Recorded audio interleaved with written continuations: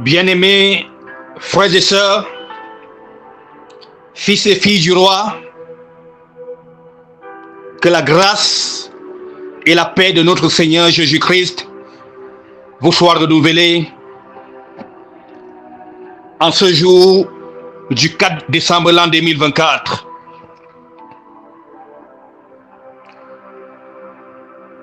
Nous sommes dans un programme de réveil de 40 jours qui a pour thème « Jésus-Christ revient bientôt, es-tu prêt à l'embarquement ?»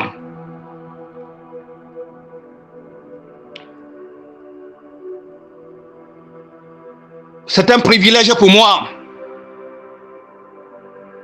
d'intervenir encore à ce jour et de parler de la part du Seigneur.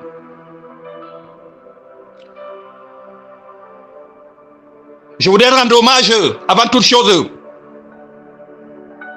à la sœur Eliane qui est la visionnaire.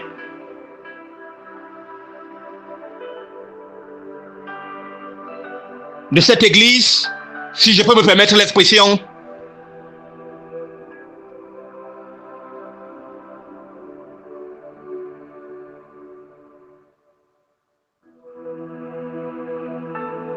de cette communauté chrétienne qui a pour nom fils et filles du roi.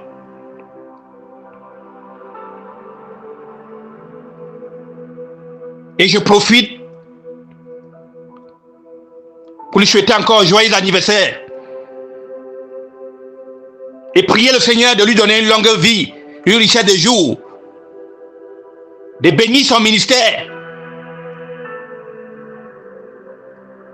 ainsi que sa vie, de la mettre à l'abri de tout danger, de toute attaque en cette fin d'année, elle, son mari et ses enfants, au nom de Jésus-Christ. Je voudrais aussi rendre un vivant hommage à tous ceux-là qui, depuis ce programme, se donnent à fond pour que les choses avancent. Ceux qui intercèdent de près ou de loin, les prédicateurs qui sont passés avant moi, les chantres, ceux-là qui animent cette communauté chrétienne, fils et filles du roi. Que Dieu vous bénisse abondamment et que la grâce de Dieu vous soit renouvelée et soit sur vous au nom de Jésus-Christ. Bien-aimés frères et sœurs, Jésus-Christ revient bientôt. Es-tu prêt à l'embarquement? Voilà un thème. Voilà le genre de thème qu'il nous faut. Voilà le genre de thème qu'il faut au moins se prêcher 1 ou 2 fois par mois dans une église, dans une communauté chrétienne.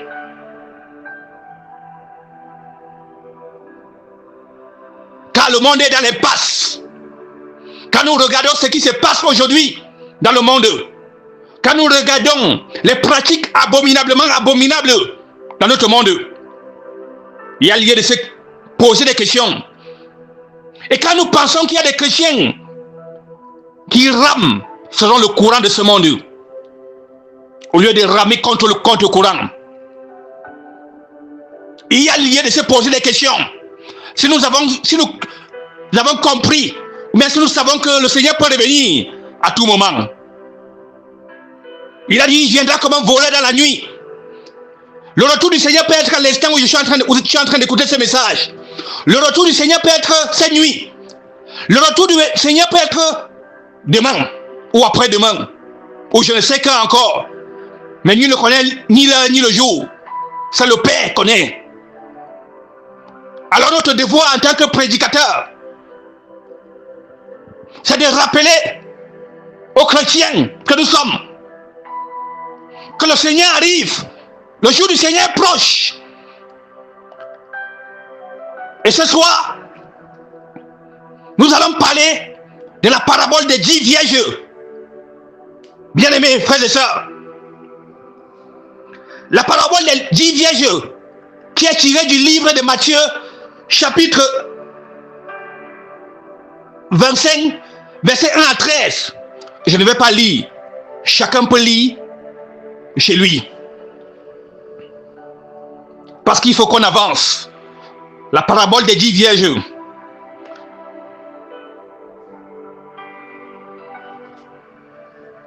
Alléluia. Ce soir, nous allons parler de la parabole des 10 vierges. Ce soir, nous allons nous attarder sur cette parabole pour comprendre ce qui se passe dans cette parabole et comment appliquer les leçons que nous pouvons tirer de cette parabole dans notre propre vie en tant que chrétien, en tant que fils et fille du roi.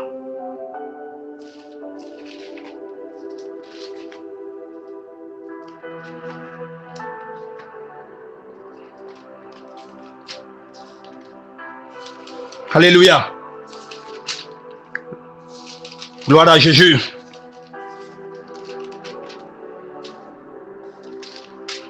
Quand nous lisons Matthieu chapitre 25, versets 1 à 13,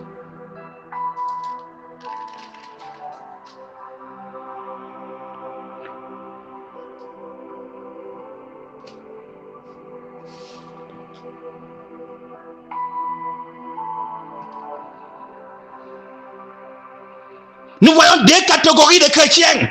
Il y avait des vierges folles et il y avait des vierges sages. Bien-aimés frères et sœurs,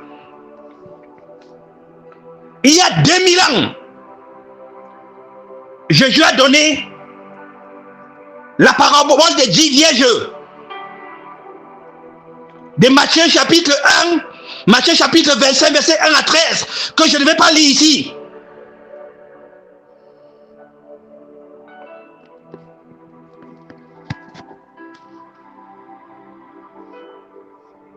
Matthieu chapitre 25, verset 1 à 13.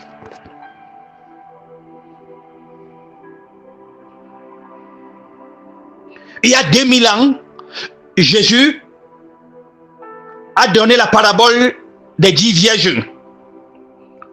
Pour beaucoup, il s'agirait d'une belle petite histoire biblique où il serait question de lampes, d'huile et de préparatifs pour le mariage. Cependant, je dis bien cependant,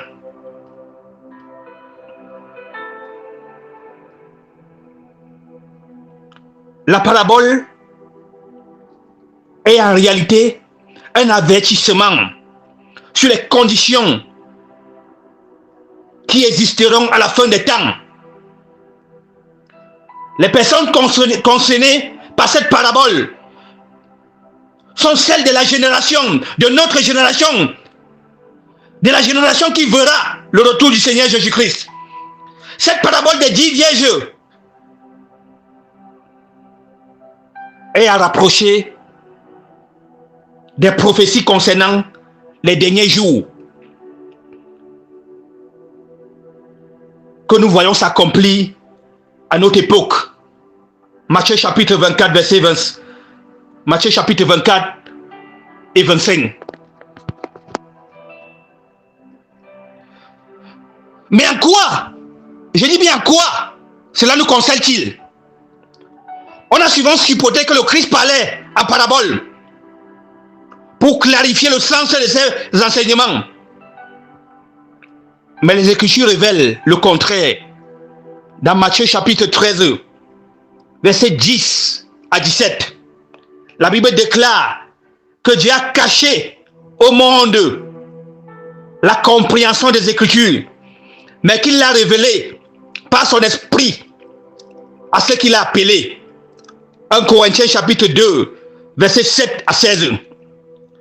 Ceux qui sont disposés à se laisser conduire par l'Esprit de Dieu chercheront et comprendront la véritable signification des Écritures. Que pouvons-nous apprendre de la parabole des 10 vierges? Quelles leçons importantes nous concernant aujourd'hui pouvons-nous en tirer?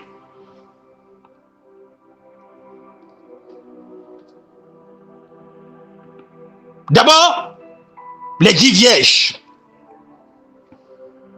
Les 10 vierges.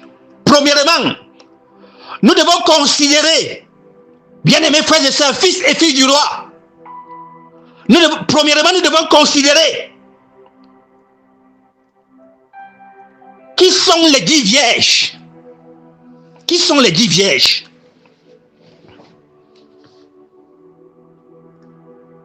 La parabole mentionne 10 vierges. Vous allez m'excuser du ton de ma voix aujourd'hui. Quand on prêche un message comme celui-ci,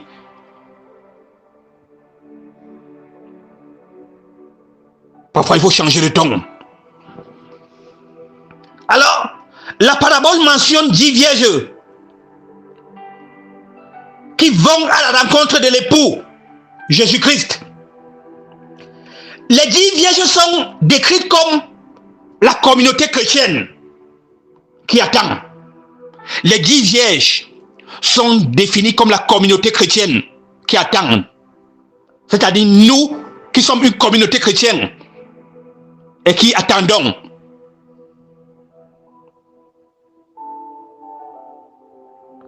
Bon nombre d'entre eux, ou bien bon nombre d'entre ceux qui se disent chrétiens aujourd'hui, attendent le retour du Messie.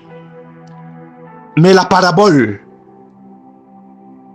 ainsi que plusieurs autres passages, montrent que beaucoup d'entre eux ne recevront pas la récompense qu'il anticipe. Matthieu chapitre 7, versets 21 à 23. Pourquoi? Parce qu'ils n'ont pas appris les leçons importantes contenues dans cette parabole. Ils seront choqués et surpris. Mais c'est ce que la Bible déclare. 5 des vierges étaient sages et les 5 autres étaient folles, c'est-à-dire insensées. Je répète, dans cette parabole, il y avait 10 vierges.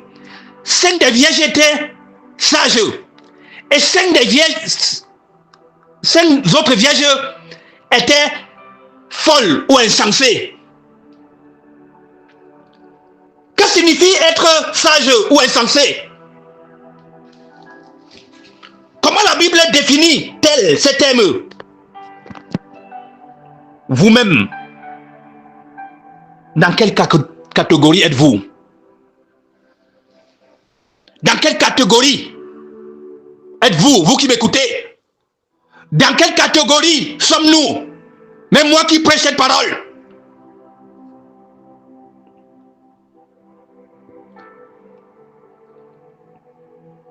Jésus explique que les sages sont celles, ou bien les sages sont ceux qui ne se contentent pas d'écouter ses enseignements.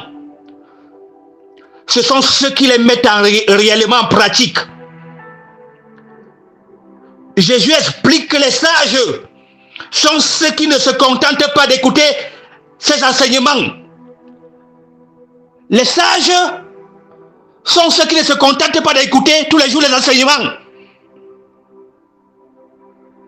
Durant ce programme, il y a des personnes ici, il y a des personnes parmi nous qui n'écoutent même pas ces enseignements, qui ne prennent pas le temps d'écouter les enseignements. Chaque prédicateur qui passe ici, prend le temps d'écrire son message, de préparer son message dans le secret, de méditer sur son message. Il prend la peine de prêcher de faire cette prédication, ou bien de faire l'enseignement par audio, et il envoie. Quand il envoie à la sœur Eliane ou à une autre sœur, sœur Eliane envoie à quelqu'un qui prépare l'enseignement, pour que l'enseignement ait un sens.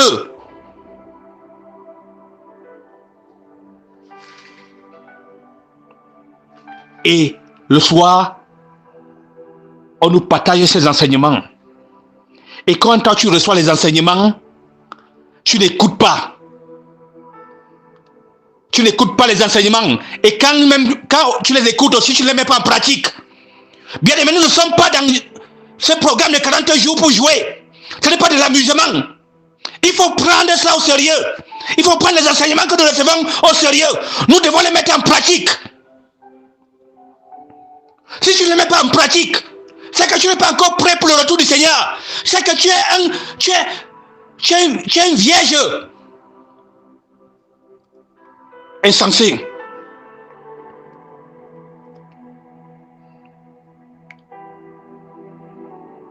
Les vierges sages, les sages,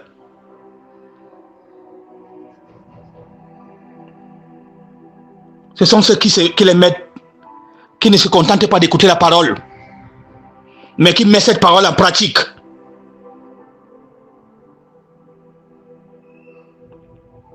Matthieu chapitre 7, verset 24 à 27. Il déclare que les insensés entendent, mais ne suivent pas la parole de Dieu. Ils inventent toutes sortes de prétextes et d'excuses pour dire que les commandements et les enseignements donnés dans les Écritures ne s'appliquent pas à nous aujourd'hui.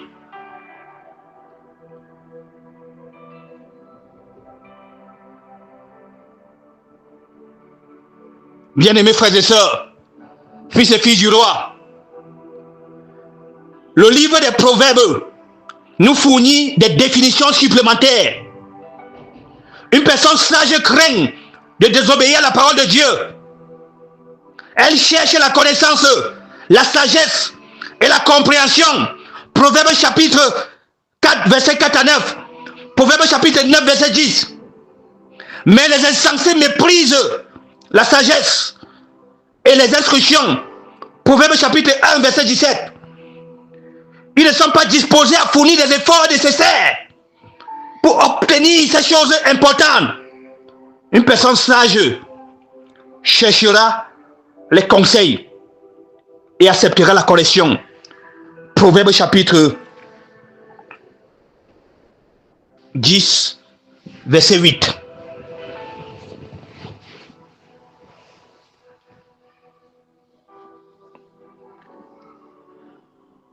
Mais les insensés ignorent les conseils et s'offensent de la correction. Proverbe chapitre 11, verset 14.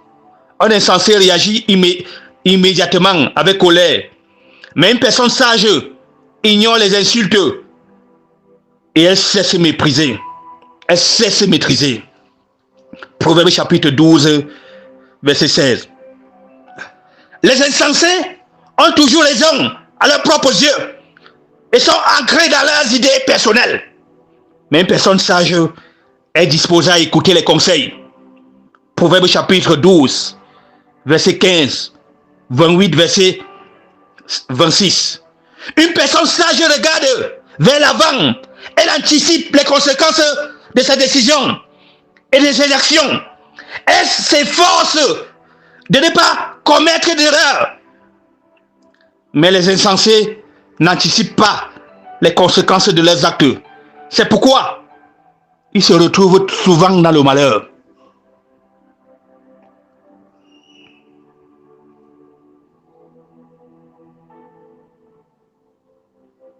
Proverbe chapitre 22, verset 3. Le choix, je dis bien le choix des amis, influence notre comportement aussi. Celui qui fréquente les sages devient sage, mais celui qui se plaît avec les insensés s'en trouve mal. Proverbe chapitre 13, verset 20. La leçon à retenir de cette partie de la parabole est que nous devons être vigilants, car ce sont nos actions qui déterminent la catégorie à laquelle nous appartenons. Cherchons-nous à être conduits par l'Esprit de Dieu et à suivre ses instructions, ou cherchons-nous à suivre nos propres idées d'une façon plus ou moins conforme aux Écritures? La parabole montre que 50% de ceux qui se disent membres de l'Église de Dieu peuvent prendre des décisions insensées. Cela devait être un avertissement pour nous tous en ce temps de la fin. Alléluia.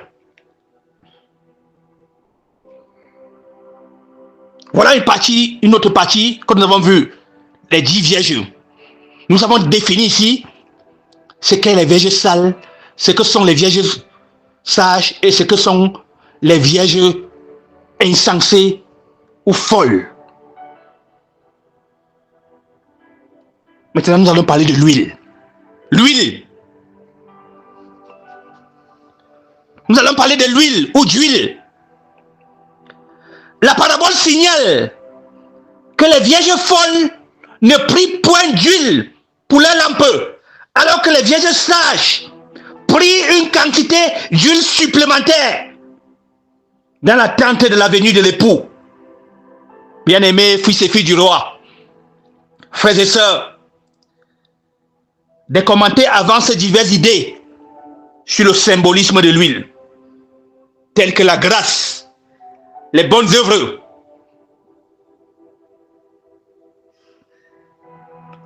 par exemple.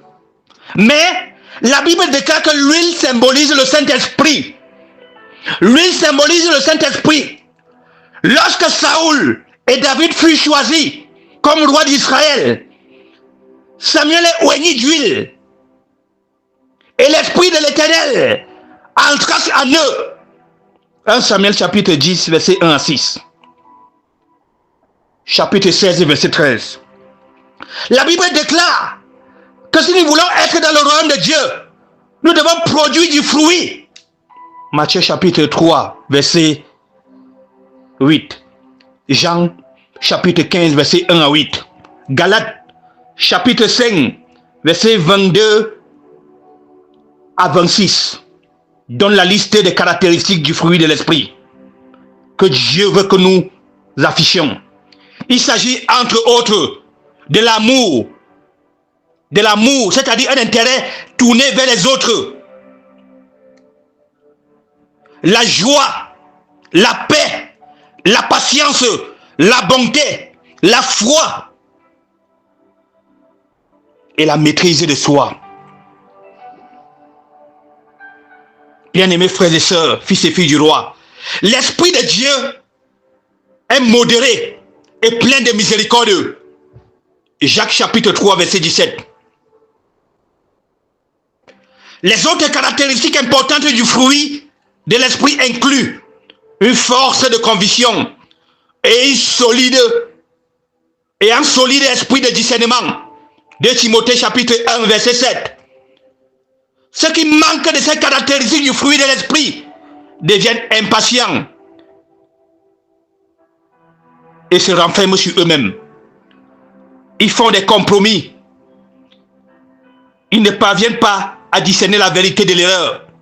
Ils laissent leur réserve d'huile, l'Esprit de Dieu, diminuer et s'épuiser. Fils et filles du roi, bien-aimés frères et sœurs, l'Esprit de Dieu ou le Saint-Esprit est un élément dynamique.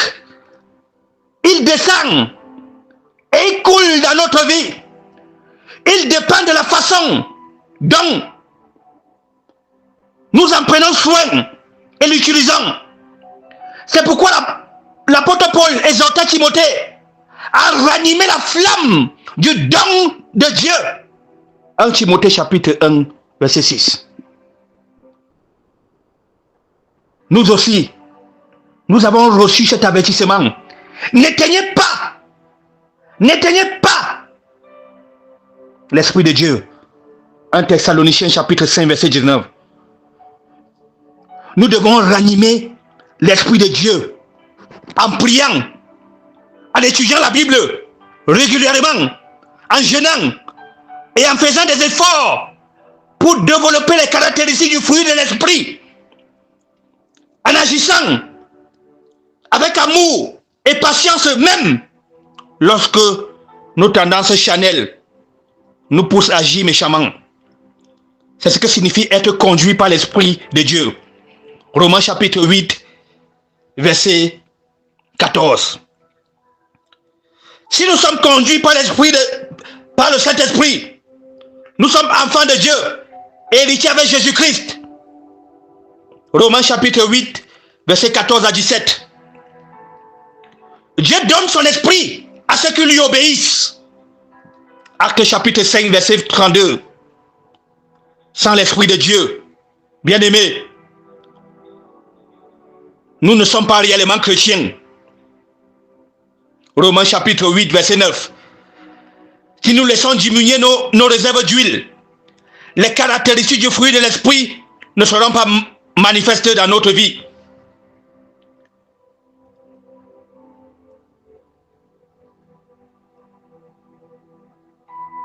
Et nous ne serons pas prêts pour aller à la rencontre de Christ lors de son retour. Nous aurons laissé passer notre occasion de faire partie de la première résurrection en tant que prémisse. C'est une autre leçon importante que nous devons retirer de la parabole des 10 vierges. Quand avez-vous vérifié votre huile pour la dernière fois? Voilà la question que je vous pose ce soir. Quand avez-vous vérifié votre huile pour la dernière fois? Nous avons expliqué ce qu'on appelle l'huile. Maintenant, je te pose la question de savoir, quand as-tu vérifié ton huile pour la dernière fois?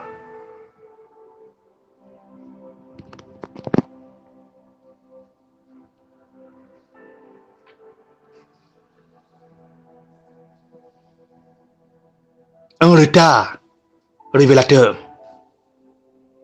Nous abordons notre point, toujours de cette parabole des 10 vierges. Un retard révélateur. L'un des aspects les plus déterminants de cette parabole des 10 vierges est en rapport avec ce qui se passa lorsque l'époux retarda son arrivée. Aïe. J'aime ce thème. Jésus-Christ revient bientôt. Es-tu prêt pour l'embarquement? J'aime beaucoup ce thème, bien aimé. Quand je reste souvent comme ça, je médite, je remédite. Ou bien quand je reste, j'écoute les enseignements que les hommes de Dieu, ou bien les servants de Dieu ont prêché durant ce programme, ou bien depuis le début de ce programme. Je me sens béni. Et je me demande si c'est le cas pour toi. L'un des aspects les plus déterminants de cette parabole des 10 vierges est en rapport avec ce qui se passa lorsque l'époux retarda son arrivée. À travers les âges, de nombreuses personnes ont essayé de prévoir la date du retour de Christ. Les premiers disciples pensaient qu'il reviendrait de leur vivant. Luc chapitre 10, Luc chapitre 19, verset 11. Cependant, la Bible montre qu'il y aura une longue attente. Matthieu chapitre 24, verset 28, 25, chapitre 5, 14, verset 19.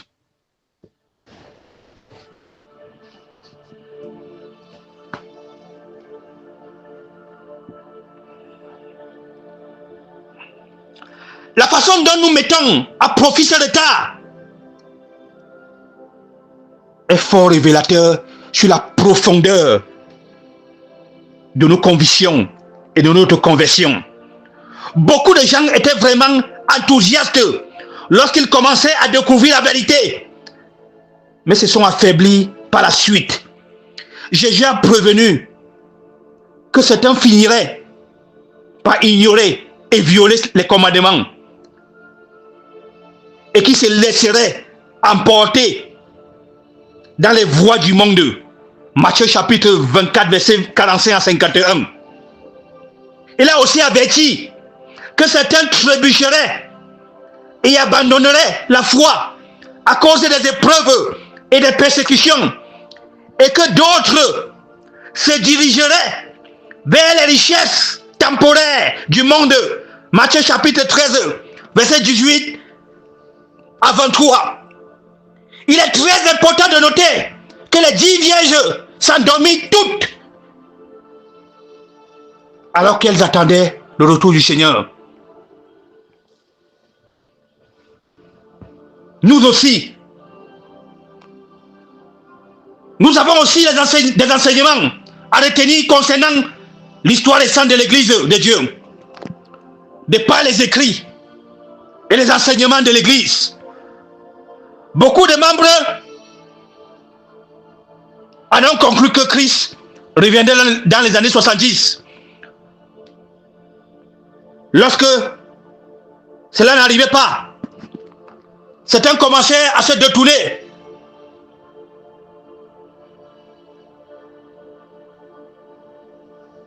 Armstrong, l'astronaute, avait le sentiment que Christ allait revenir de son vivant. Et lorsqu'il mourut, plusieurs se mirent à se demander si Armstrong ne s'était pas trompé sur d'autres sujets. Les discussions doctrinales et les changements qui suivirent amenaient des séparations et des divisions. À l'heure actuelle, beaucoup ont rejeté les commandements et les instructions bibliques. Ils croient maintenant que la seule chose qui soit nécessaire est de tout simplement aimer le Seigneur et de croire en Jésus. Tout cela arriva parce que Jésus-Christ ne revint pas au moment où il attendait. Une autre façon, une autre leçon de la parabole, c'est que nous devons rester fermes dans la vérité et dans nos convictions et continuer l'œuvre que le Seigneur nous a commandée jusqu'à son retour. C'est notre défi. Oui, une autre leçon à retenir de cette parabole, c'est que nous devons rester fermes dans la vérité et dans nos convictions et continuer l'œuvre que le Seigneur nous a commandée jusqu'à son retour. Bien-aimés frères et sœurs, c'est notre défi. La Bible déclare qu'à partir du jour où nous avons conclu un engagement avec Dieu, si nous commençons à regarder en arrière et à penser à ce que nous aurions pu faire, aussi nous avons des regrets, nous ne serons pas aptes à entrer dans le royaume de Dieu. Luc chapitre 9, verset 62. Sommes-nous réveillés, bien-aimés? Sommes-nous éveillés? Sommes-nous éveillés? Regardons-nous vers le but, vers le royaume? Ou dormons-nous? Avons-nous de la nostalgie pour ce que nous avons abandonné? Cette parole ou bien cette parabole devrait nous aider à nous réveiller. Le cri de minuit. Alléluia. Le cri de minuit. La Bible laisse entendre que toutes les vierges dormaient. Toutes les vierges dormaient, bien-aimés. Lorsqu'elle fut prise par surprise pour aller à la rencontre de l'époux au milieu de la nuit, quel rapport y a-t-il entre elle et vous? Ou bien quel rapport y a-t-il entre ces vierges et nous aujourd'hui? Entre leur situation et ta situation. La Bible laisse entendre que toutes les vierges dormaient. Je répète. Lorsqu'elle fut prise par surprise pour aller à la rencontre de l'époux au milieu de la nuit. Bien-aimés frères et sœurs, quel rapport y a-t-il entre les vierges, les 10 vierges et vous? Entre leur situation et la vôtre, connaissez-vous la signification des temps où nous vivons? Alléluia. Bien-aimé, laisse-moi te tutoyer. Est-ce que tu connais la signification des temps où nous vivons.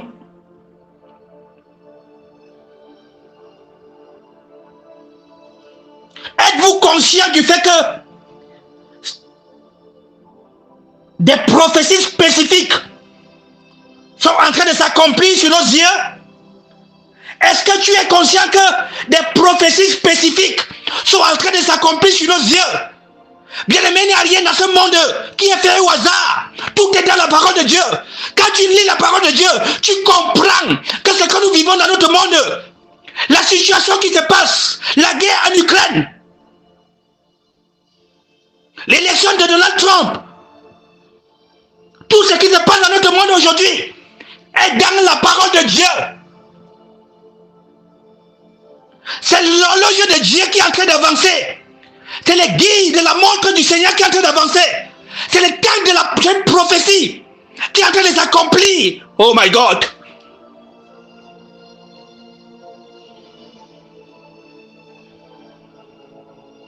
Est-ce que tu peux comprendre cela, bien-aimé? Est-ce que tu es conscient du fait que les prophéties spécifiques sont en train de s'accomplir sur nos yeux ou bien sur tes yeux? Presque quotidiennement. Tous les jours qui passent, il y a une prophétie. Il y a une prophétie biblique qui est en train de s'accomplir sur nos yeux.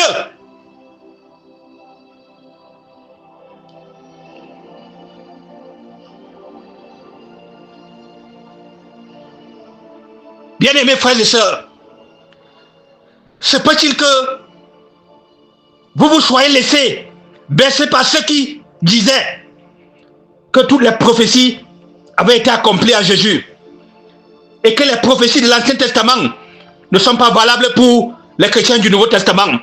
Peut-être que tu t'es dit cela. Peut-être que tu t'es laissé entraîner ou bien baisser par ceux qui disent que toutes les prophéties se sont accomplies en Jésus et que les prophéties de l'Ancien Testament ne sont pas pour les chrétiens de la Nouvelle Alliance ou bien du Nouveau Testament. Pouvez-vous identifier où s'accomplit l'œuvre de Dieu aujourd'hui? Ça, c'est une bonne question. Est-ce que tu peux identifier où s'accomplit l'œuvre de Dieu aujourd'hui? Qui enseigne réellement selon les Écritures? Ésaïe chapitre 8, verset 20. Et qui dit la vérité et change les doctrines. Qui prêche le véritable évangile que Jésus et les apôtres prêchaient. Matthieu chapitre 1, verset 14 à 15. Et qui prêche un évangile différent. Galates chapitre 1, verset 6 à 9. Qui avertit le monde de la signification prophétique des événements actuels, comme Christ l'a fait. Matthieu chapitre 24. Marc chapitre 13, Luc chapitre 21, et qui prêche au nom de Jésus-Christ. Matthieu chapitre 24, verset 5. Pouvez-vous, ou bien peux-tu, identifier les loups qui divisent et qui dévorent le troupeau de Dieu? C'est toujours une question.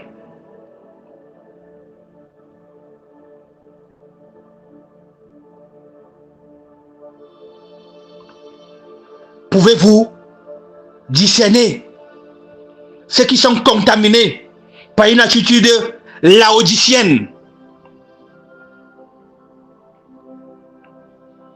Il faut que nous soyons capables d'identifier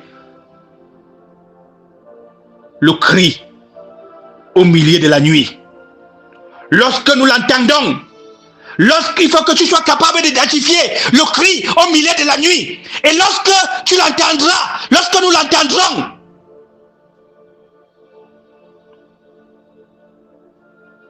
car les serviteurs de Dieu seront directement concernés par cet enseignement, par cet avertissement. Ésaïe. Les serviteurs de Dieu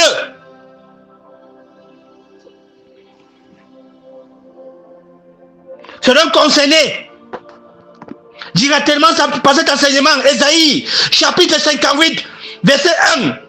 Ésaïe, chapitre 2, Verset Ézéchiel chapitre 2, verset 3. Ézéchiel chapitre 33. Frères et sœurs, fils et filles du roi, toutefois, Satan aura aussi ses propres ministères. Satan aura aussi ses propres ministres actifs à la fin des temps. Ils séduiront beaucoup de gens somnolents.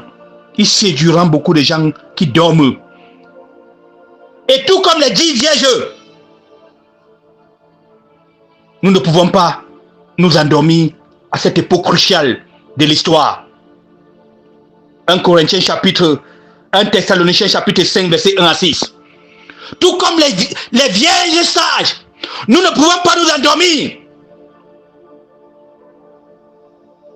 à cette période cruciale, à cette époque cruciale de l'histoire. Les lampes. Laissez-moi vous parler des lampes, bien-aimés. Les lampes des 10 vierges illustres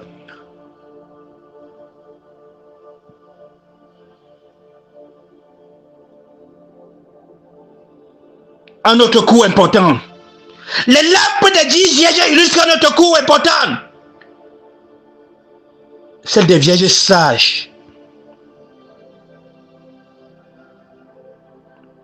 Celle des vierges sages brûlait avec éclat. Parce que ces vierges avaient pris de l'huile avec elles. Remplies d'huile. Ces lampes sont une lumière pour le monde, comme Christ le souhaite pour ses élus. Matthieu chapitre 5, verset 13 à 16. Bien-aimés frères et sœurs, si nous nous nourrissons de l'Esprit de Dieu, les gens verront que nous portons du fruit dans notre vie. L'amour, l'obéissance, la foi et les bonnes œuvres. Malheureusement, les lampes des vierges folles s'éteignent par manque d'huile. Si nous commençons à faire des compromis avec la vérité divine, si nous commençons à ignorer ou à désobéir à ses instructions, alors nous commencerons à perdre l'Esprit de Dieu. Le fruit de l'Esprit commencera à disparaître et sera remplacé par des pensées égoïstes et des actions souvent vaines et immorales.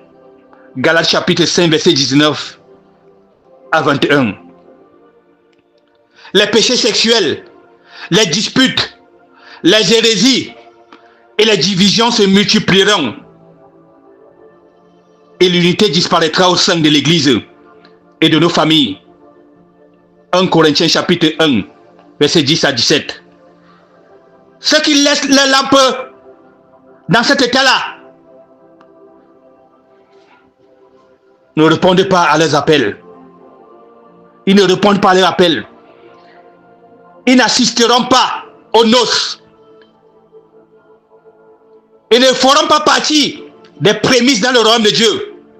C'est un sérieux avertissement, bien-aimés frères et sœurs.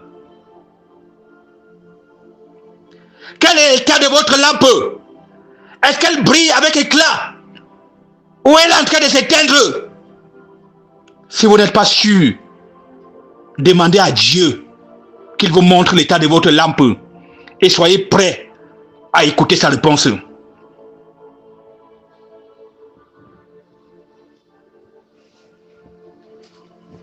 Vous ne pouvez pas emprunter. Vous ne pouvez pas emprunter. La leçon particulièrement importante de la parabole des 10 vierges est que, quel que soit votre niveau de foi, de courage, de caractère, de conviction, de préparation, de bonnes œuvres ou le degré de votre conversion, vous ne pouvez pas en prêter, ni en partager, ni en donner aux autres, ni emprunter à quelqu'un d'autre. Ce sont des qualités strictement personnelles qui font partie de la démarche spirituelle et que chacun bâtit en coopération avec Dieu. 1 Corinthiens chapitre 3, versets 5 à 17. Les Écritures révèlent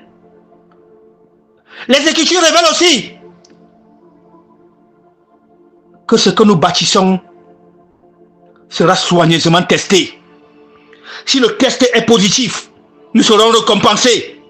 Et s'il est négatif, nous perdrons notre récompense.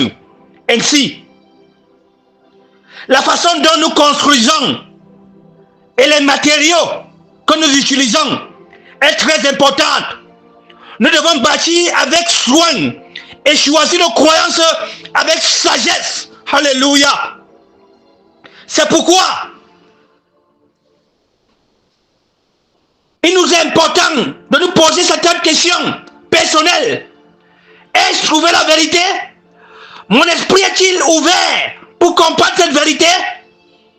C'est une occasion exceptionnelle qui a été donnée à peu de gens aujourd'hui. Matthieu chapitre 13, verset 17, verset 10 à 17. Jean chapitre 6, verset 44 à 65. Bien-aimés frères et sœurs, investissez massivement votre cœur, votre esprit, votre énergie dans cette perle de grand prix qui vous a été offerte. Matthieu chapitre 13, verset 44 à 46. Où se peut-il que vous soyez? La démangeaison d'entendre des choses agréables. Parce que vous aimerez mieux entendre des nouvelles vérités et des fables. 2 Timothée chapitre 4, verset 3 à 4. Avez-vous soigneusement prouvé ce que vous croyez? Ou suivez-vous vos sentiments? Écoutez-vous les dernières doctrines ou quelqu'un qui vient en se disant prophète et enseignant? 1 Thessaloniciens chapitre 5, verset 21. Cherchez-vous premièrement le royaume des cieux? Cherchez-vous premièrement le royaume? Ou avez-vous d'autres priorités plus importantes dans votre vie? Matthieu chapitre 6 à 33. Vous efforcez-vous de croître intimement avec Dieu pendant qu'il se trouve? Ou reportez-vous à plus tard les décisions les plus importantes dans votre vie? Ésaïe chapitre 5, verset 6 à 9. Anticipez-vous avec impatience ou préparez-vous?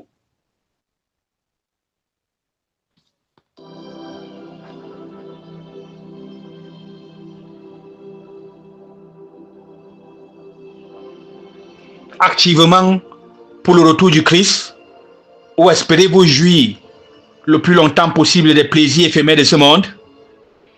Jésus a dit que notre trésor, notre investissement en argent, en temps, en énergie serait là où notre cœur, là où est notre cœur. Jésus a dit que notre trésor, notre investissement, notre argent, en temps, en énergie, sera là où est notre cœur. Matthieu chapitre 6, verset 19 à 21. Nous pouvons passer pour des fous aux yeux du monde, mais pas aux yeux de Dieu. La parabole des 10 vierges indique que nous ne pouvons pas entrer dans le royaume de Dieu avec les efforts d'un autre chrétien. Nous devons faire des efforts nous-mêmes.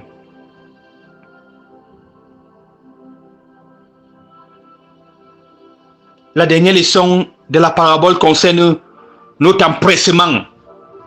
Lors du retour du Seigneur, ceux qui seront prêts seront invités au mariage. Ceux qui ne seront pas prêts rateront la cloche ou la coche, même s'ils espéraient y monter. Comment devons-nous nous préparer pour le retour du Christ? Les Écritures déclarent que l'épouse, en vue du repas des noces, s'est préparée Apocalypse chapitre 19, verset 7 à 8. Elle a grandi dans la compréhension de la vérité. Elle a grandi dans la compréhension de la vérité. Elle a appris à vivre de toute parole qui sort de la bouche de Dieu. Elle a bâti un caractère chrétien fort et solide. Elle a surmonté les épreuves. Elle est restée fidèle. Elle a enduré jusqu'à la fin. Elle est prête lorsque l'époux arrive. Ceux qui suivront cet exemple seront invités au banquet de noces. Ensuite, la porte se refermera. Les autres, c'est-à-dire ceux qui attendent avec impatience le retour de Christ, qui désirent assister aux noces, mais qui ne se sont pas préparés, ne sont pas forcément de mauvais gens. Ils font ce qu'ils pensent être bon, y compris les bonnes œuvres. Matthieu chapitre 7, verset 21 à 23. Mais ils ne font pas ce que Christ leur demande. Dieu nous commande par exemple, souviens-toi du jour du repos pour le sanctifier. Exode chapitre 20, verset 28. Jésus et les apôtres observaient, allaient à l'église constamment. Il sera observé dans le royaume de Dieu. C'est un quoi que Dieu accepterait qu'ils observent un jour ou un autre. Ce n'est qu'un exemple. À ceux qui s'obstineront à faire comme il plaît, Jésus déclare, alors je leur dirai ouvertement, je ne vous ai jamais connu. Retirez-vous de moi, vous qui commettez l'iniquité. Matthieu chapitre 7, verset 23.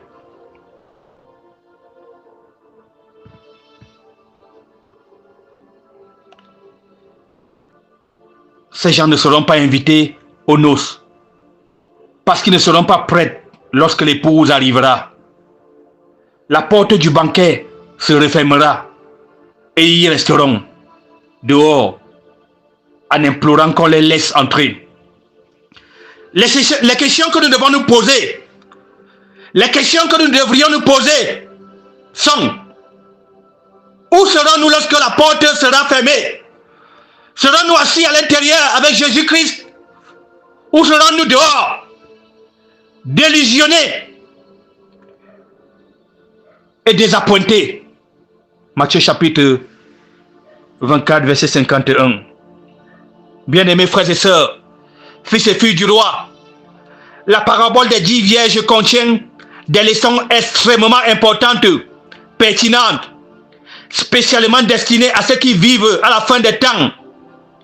Dieu a inspiré ces avertissements dans notre intérêt.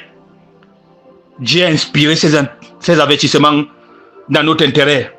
Parce qu'il nous aime et parce qu'il veut que nous fassions partie de ses prémices dans ce royaume à venir. Nous devons tenir compte des avertissements et apprendre les leçons de cette parabole importante pour ne pas perdre notre récompense. Que le nom de Jésus-Christ soit loué et béni à jamais. Bien-aimés, aujourd'hui nous avons vu la parabole des 10 vierges. J'aimerais que tu écoutes cette parole. Tu la réécoutes afin de comprendre là où le sens de cet enseignement. Le Seigneur revient bientôt. Le retour du Seigneur est imminent. Mais avant, nous devons nous préparer. Nos lampes doivent garder de l'huile. Nous devons prier, écouter la parole de Dieu. Nous devons mettre en pratique la parole de Dieu. Nous devons méditer. Nous devons jeûner. Nous devons être prêts. Et surtout, nous ne devons pas attrister le Saint-Esprit. Ceux qui n'auront pas l'Esprit de Dieu ne seront pas enlevés. C'est le Saint-Esprit qui est le sceau de Dieu sur nous. Ceux qui seront enlevés le jour du retour du Seigneur Ce seront ceux qui auront l'Esprit de Dieu, qui auront de l'huile, qui est l'Esprit de Dieu sur eux. Tu dois toujours garder ton huile. Tu dois toujours examiner si tu n'as pas attristé, si tu n'as pas éteint l'Esprit de Dieu qui est en toi. Alléluia. Je prie pour toi qui écoutes ce message, même qui a écouté ce message ce soir. Que l'Esprit de Dieu soit sur toi. Et que le Seigneur réveille ton esprit à l'attente de son avènement. Je prie. Et je déclare que cette fin d'année soit une fin d'année pas comme les autres pour toi. Au nom de Jésus-Christ. Que le Seigneur te mette à l'abri de tout danger, de toute attaque de l'ennemi. Que le Seigneur te préserve, toi et ta famille, de tout esprit de mort, de tout esprit du séjour des morts, de l'ombre de la vallée de la mort, de tout esprit de mort dans tous ces domaines, de tout esprit de cimetière, de cercueil. Et pendant que tu m'écoutes ce soir, oh ma chakaraba satababa, ma source katayaba, je déclare que s'il y a une maladie dans ton corps, que cette maladie soit génétique, qu'elle soit héréditaire, qu'elle soit bactérienne, que cette maladie soit lunatique, qu'elle soit cosmique, qu'elle soit spirituelle, que ce soit une maladie incurable ou curable, que cette maladie te libère. Je déclare que tu finis cette fin d'année en santé au nom de Jésus. Je déclare que pendant que nous continuons ce programme de réveil, que le Seigneur soit avec nous et il amène ce programme jusqu'à son terme. Que le Seigneur veille sur nous, qui nous protège. Je prie pour toi qui est dans la communauté fils et filles du roi. Quel que soit ton problème, que Dieu te donne la solution au nom de Jésus. Que la main de Dieu soit sur toi et que la grâce de Dieu te localise. Au nom souverain de Jésus-Christ. Amen.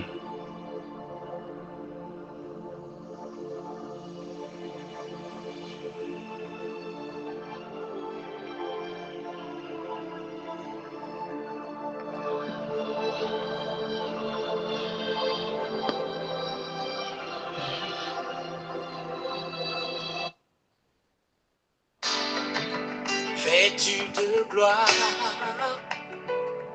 le Fils de l'homme reviendra. Ouais. Et on l'appellera le lion de la tribu de Juda. Vêtu de gloire, Adonai viendra. Ouais. Et on l'appellera le lion de la tribu de Juda. Et ce jour-là, on dira